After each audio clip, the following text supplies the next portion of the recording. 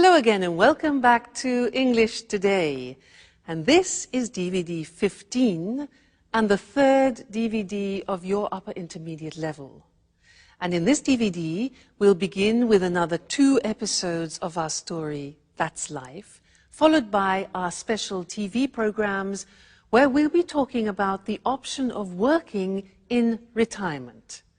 And then our sports expert will tell us about sumo wrestling, fat and fast. Then in the grammar section, we'll learn how to use a grammatical form called the causative have, and also how to construct the past perfect tense. All right, so happy viewing.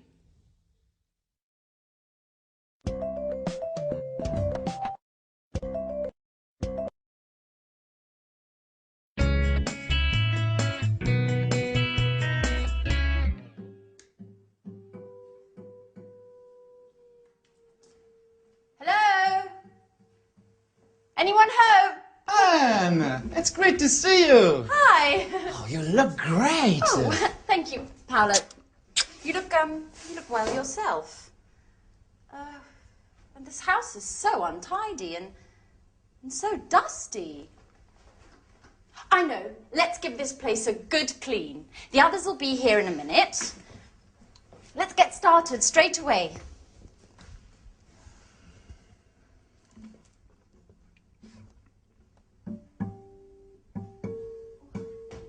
Right. Before you know it, we'll have cleaned and tidied everything. You haven't changed, Anne. Cleaning, dusting, tidying. It's just like when we were at university. Can't you think of anything else? Oh, look who's talking. Always strumming away on your guitar. Come on, Paolo. Don't be lazy. Oh. Come on, let's get started.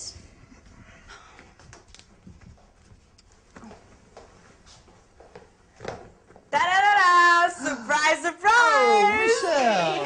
Sandra! How are you? Good. Hi. Sandra. Wow. Wonderful. All together again, just like the old days. Okay, guys, what shall we do? I want to have lots of fun. So do I.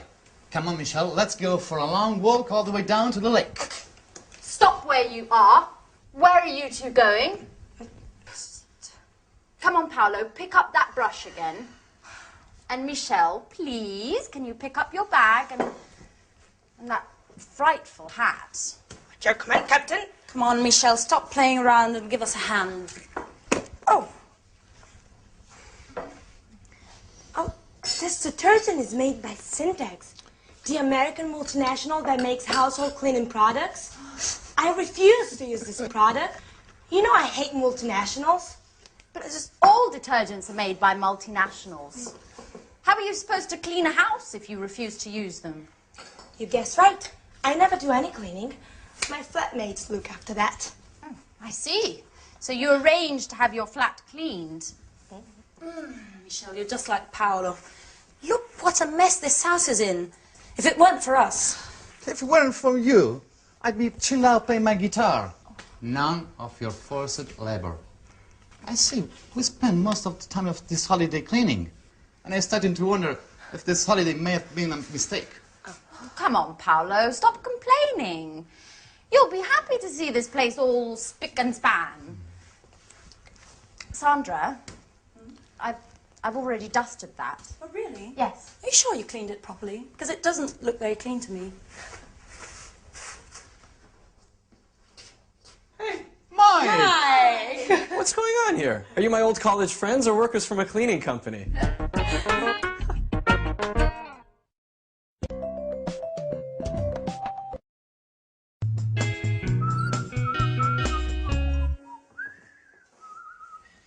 Come on, put away those brooms and detergents and let's toast the good old days. But Sarah's not here yet. That's odd. She should be here by now. She said she'd be here just after lunch. That's right. And she's the one who organized this reunion. Am I wrong? Or are you talking about me? Oh, Sarah, at last! Oh, don't get up. So, everybody ready for the toast? Yeah. Well, actually, I'm really tired. I need to lie down. Oh, Sarah, don't be a spoil sport. We have been waiting for you. Come on, ladies! Wow, Anne's looking more beautiful than ever. Don't tell me you still think about her. So, I propose a toast Yeah. to our college days together. Yes. And to this wonderful holiday. That's right. Cheers. Cheers.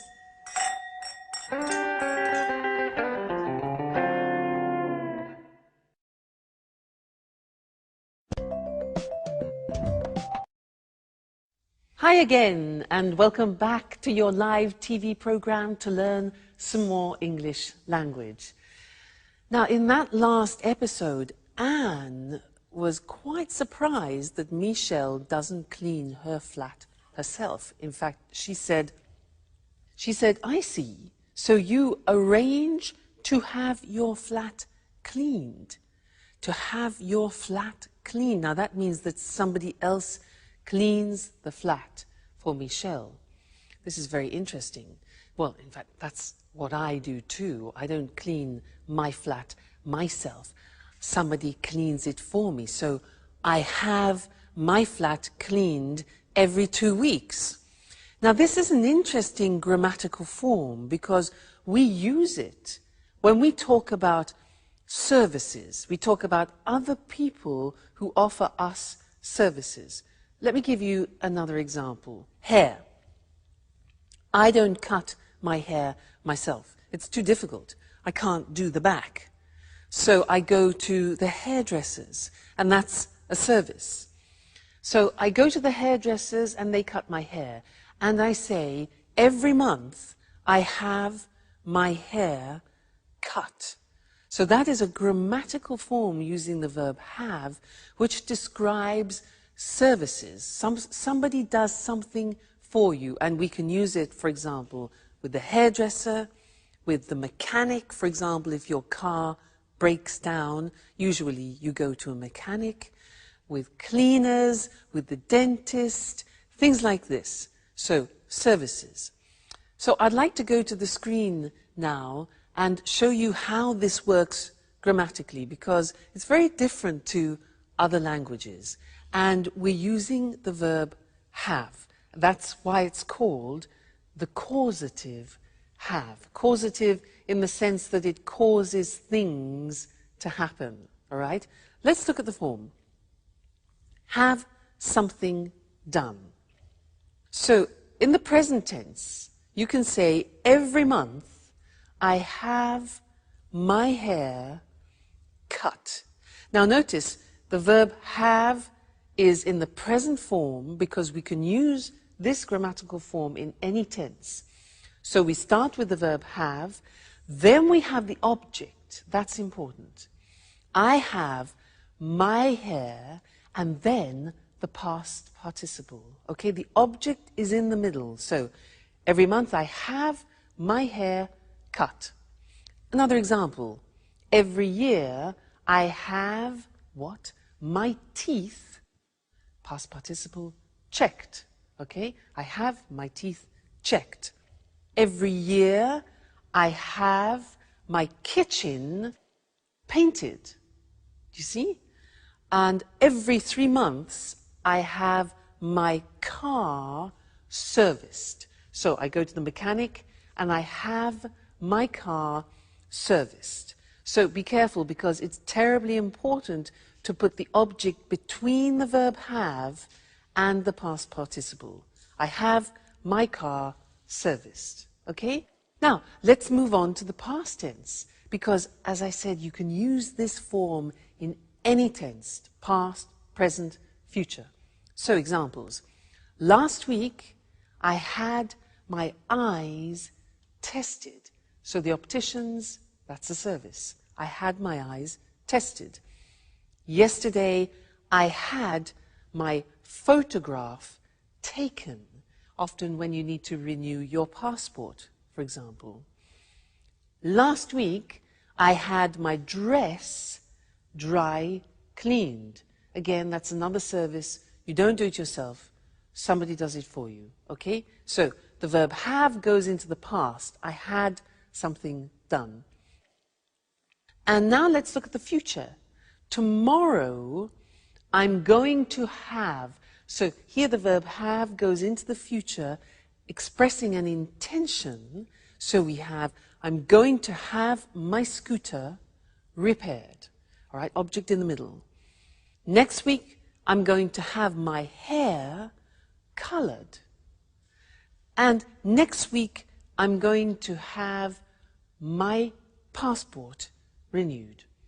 All right, so the causative have, very, very useful, and you don't find this in other languages, so you need to practice it. And remember, first the verb have, then the object, and then the past participle. All right, so that's the causative have, and I think you'll find it very useful. All right, great. So see you again in the next lesson for some more language. Bye.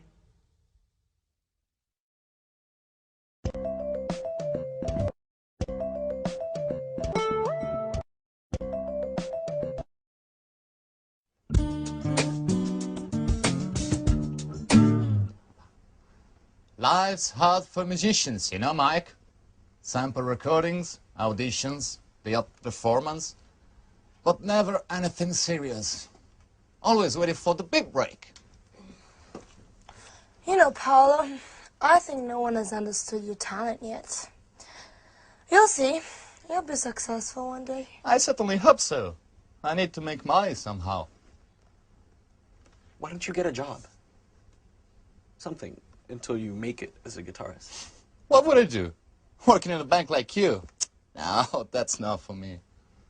It's not as if there are only banks to work in.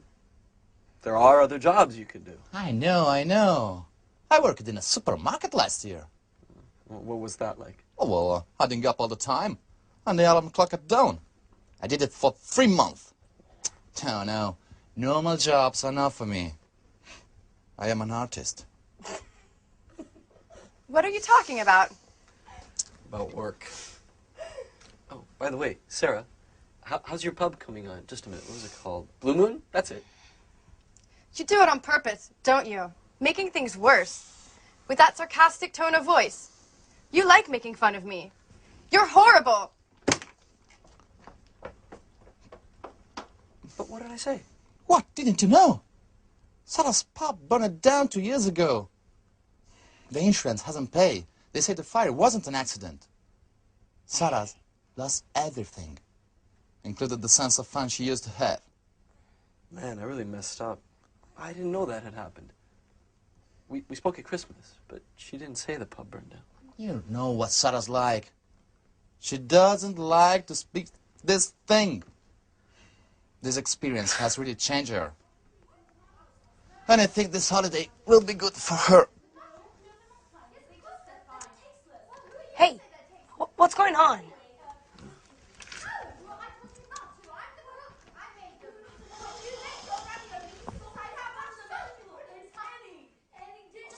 No, that's enough, Sandra. I don't think you need to add any more salt. I really think the ravioli are rather tasteless. Well, let's see what they think. Would you like to try my ravioli? Sandra says they're tasteless. Sure. Fantastic, huh? Really good. I always said you'd make someone a great wife. See? Did you hear that?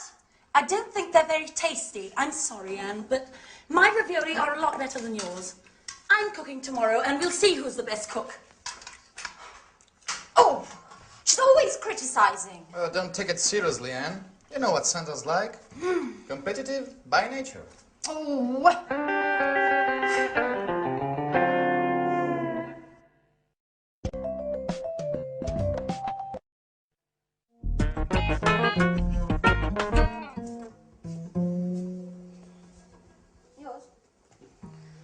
Okay, guys, let's have a chat.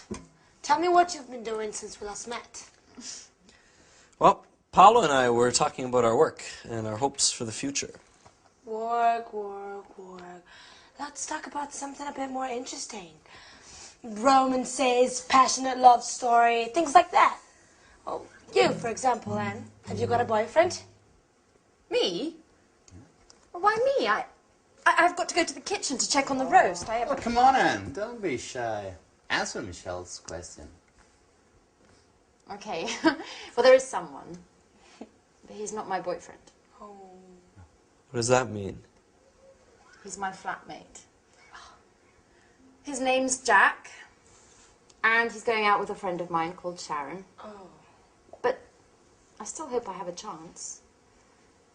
I really do like him. And I think about him all the time.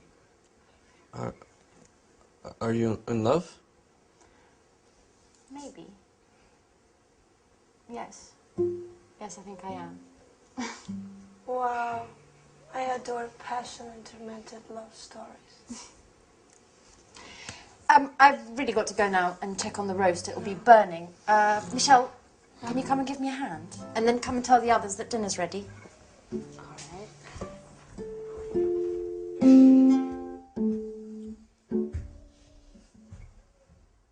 Mike? Mikey? Hello? Anyone there? Yes, what's wrong? Oh, you tell me. You look as if... I'm finished, Paolo. I wasn't expecting this. What? I thought that... I'm stupid. What are you talking about? What do you mean? Anne, she's in love with another man. And I was hoping that, you know, we could become more than just good friends during this holiday. I've never stopped thinking about her. What an idiot. Sorry, Paulo, I have to be by myself for a while. No, but...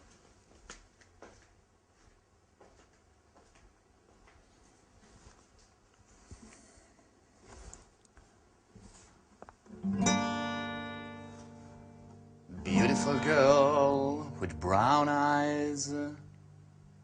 Oh, dusting up, dusting away. My heart sighs. My heart sighs. Oh yeah, not bad. Inspiration at last. Oh, thanks, Mike. You're a great friend.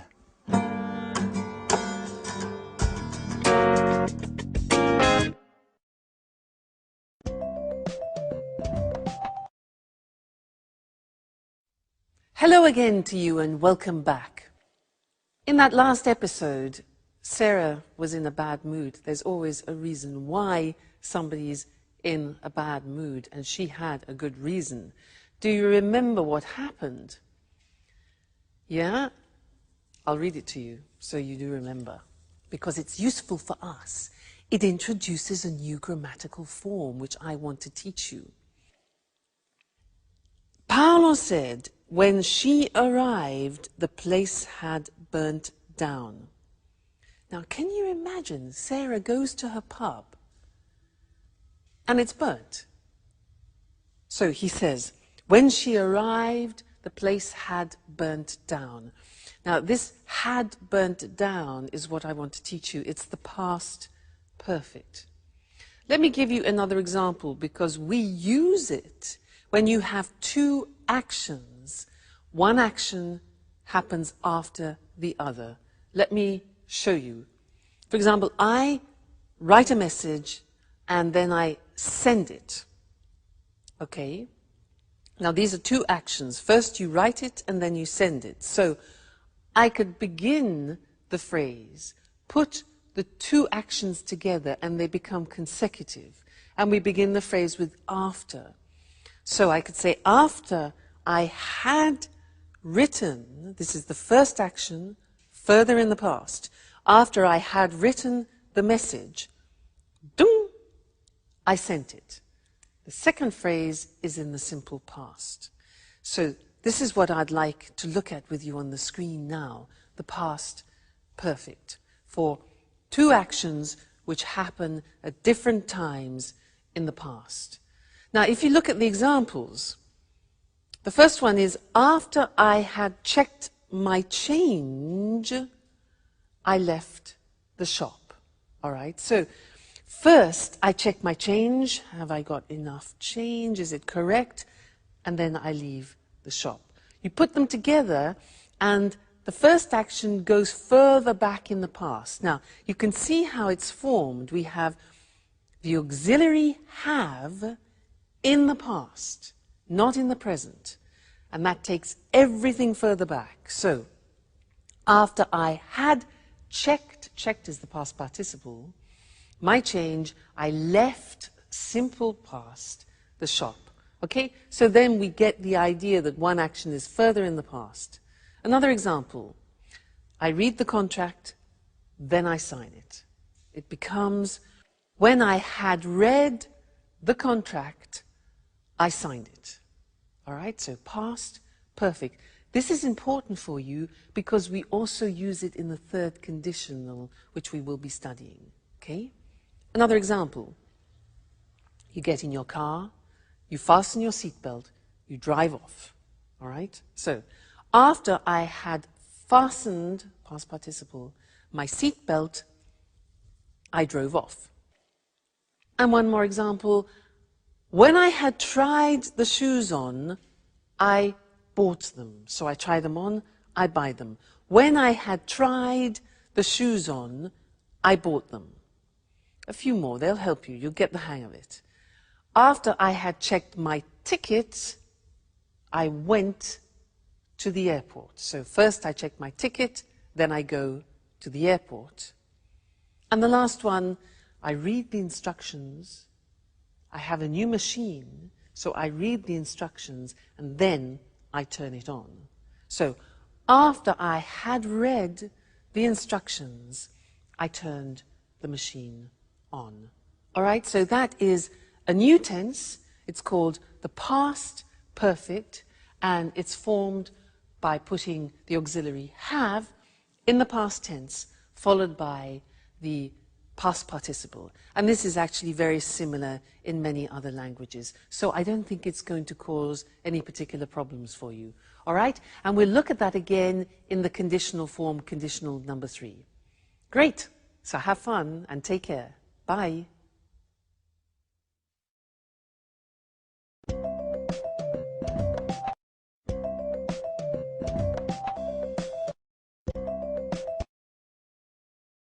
Good evening, and welcome to this week's edition of Let's Talk.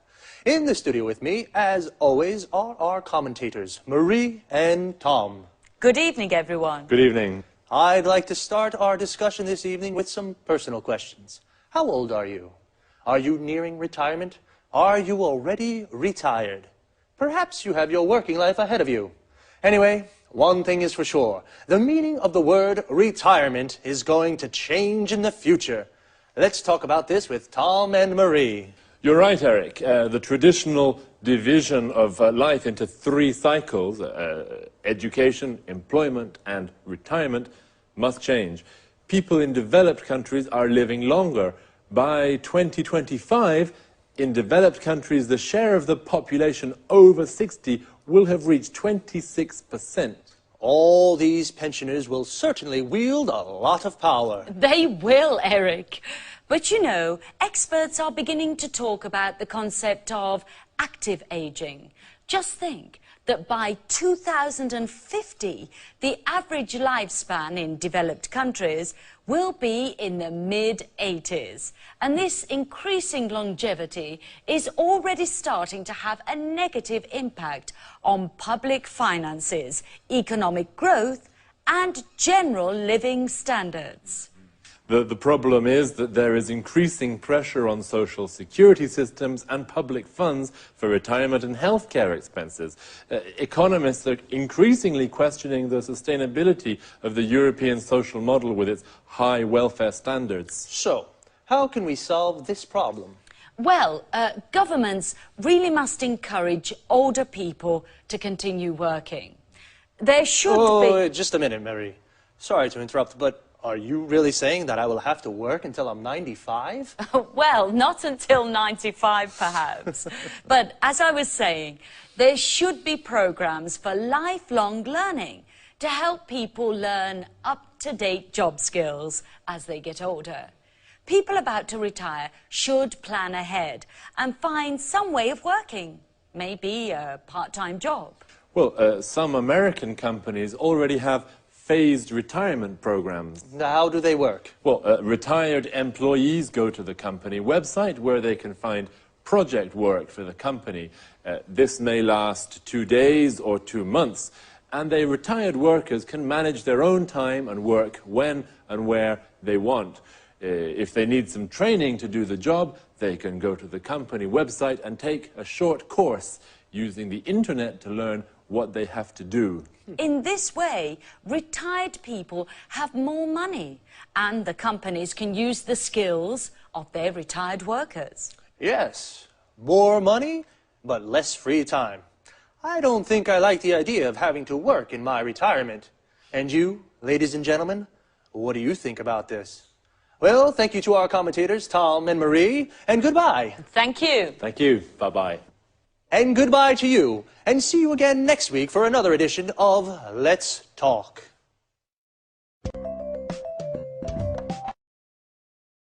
Well, today's discussion was about how retirement will change. Retirement is when people stop working. The retirement age in European countries is around 60.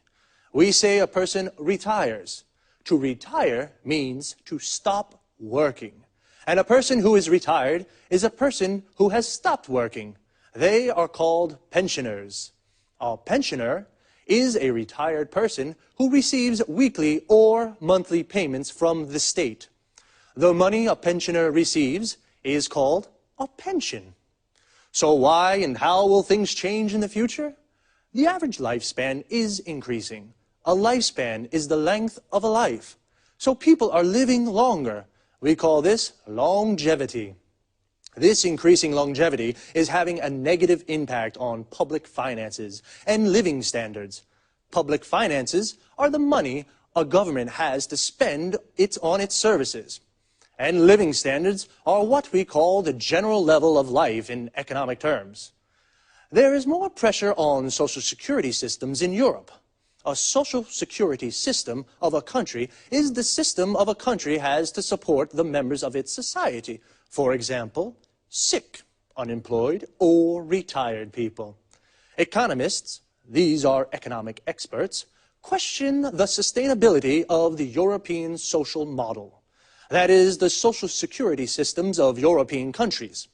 The sustainability means the ability to continue doing something.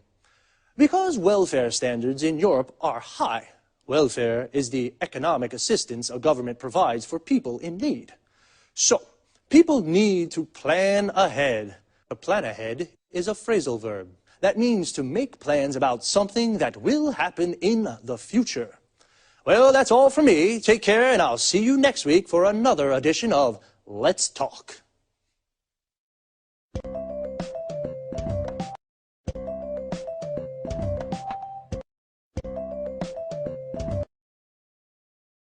Good afternoon, and welcome to this week's edition of Sports Special. With me in the studio is John Forbes, our sports expert. Hello, Eric, and good afternoon to all our sports fans. Well, John, which sports are you going to talk about today? I'd like to talk about sumo. Interesting. I must say I know something about the martial arts, karate and judo, but sumo? I know almost nothing. Those enormous guys, their unusual hairstyles, their colorful and rather unusual clothes. So, please tell us more. Well, Eric, you know sumo is a martial art too, and it's Japan's traditional national sport. In fact, it's one of the world's oldest sports. It was first mentioned in a Japanese book more than 1,000 years ago, but experts believe it might be much older. Really? More than 1,000 years old? Yes, and you know there are also ancient wall paintings showing the sport. Archaeologists think prehistoric man may have done sumo as a form of prayer to the gods for a good harvest. I think most people in the West watch these enormous wrestlers without appreciating these ancient traditions. That's right, Eric. Sumo isn't just a sport. It's more a way of life, and it's played an important role in Japan's cultural and religious history. In Japan, successful sumo wrestlers are looked up to as role models and heroes by many people. How does a sumo match work? Two men meet in a ring that is about 4.5 meters across. The aim of the game is to force your opponent out of the ring or make a part of his body, apart from the soles of his feet, touch the floor. A bout can last just a few seconds or as long as 3 minutes. Sumo wrestlers are very big, but they can move very quickly. Do you think I could be a sumo wrestler? Well, if you put on 100 kilos, maybe yes. Sumo wrestlers start their training when they're young boys. If they show promise, they go to live in a traditional Japanese house called a sumo stable. The young boys train a lot and look after the older wrestlers. They prepare their food and clean their rooms for them. Everyone in the sumo stable eats a lot. They eat lots of noodles, rice, fish and chicken. The traditional dish is called chankanobi, and it's made with fish, meat and vegetables. The wrestlers eat this with lots of rice and they drink lots of beer too. Then they go to sleep. So, that's how they put on so much weight. Yes, the secret is to eat a lot and then sleep. This helps the wrestlers put on weight. And the wrestlers' hairstyles, where do they come from? A good question, Eric.